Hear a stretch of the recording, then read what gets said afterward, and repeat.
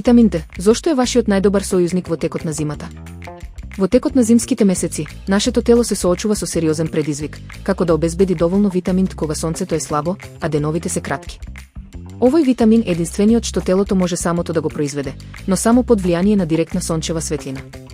Клучни улоги за вашето здравје.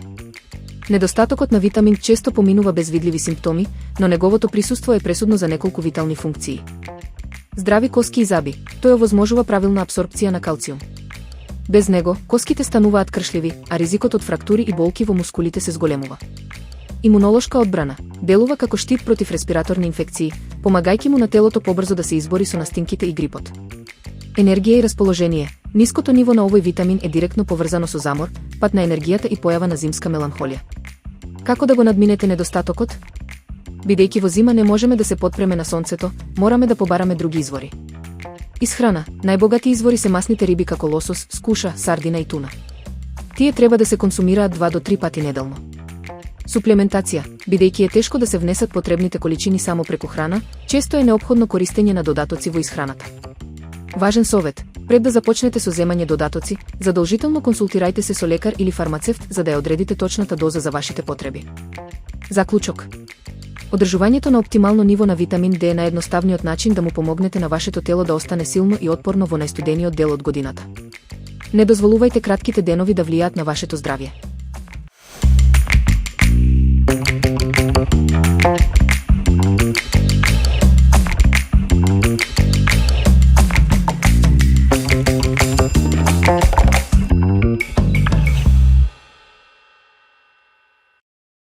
Традиционално зимско макало со суви пиперки.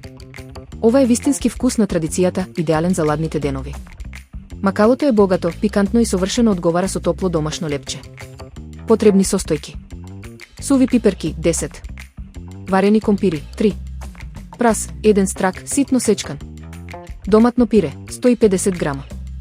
Врело масло 50 мл. Сол по вкус. Начин на подготовка. Варење. Ставете ги сувите пиперки и компирите во тенџере со вода и варете ги околу 25 минути. Откако ќе се сварат, оставете ги пиперките уште малку во врелата вода за добро да омекнат, а компирите извадете ги да се оладат.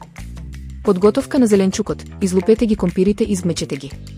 Пиперките внимателно исчистете ги од лушпата и семето, па ставете ги во дрвен авам заедно со ситно сечканиот прас и убаво столчете ги. Соединување. Во подлабок сат измешајте ги столчените пиперки, празот и вмечените компири. Додајте сол по вкус и доматното пире, па мешајте додека смесата не стане изедначена.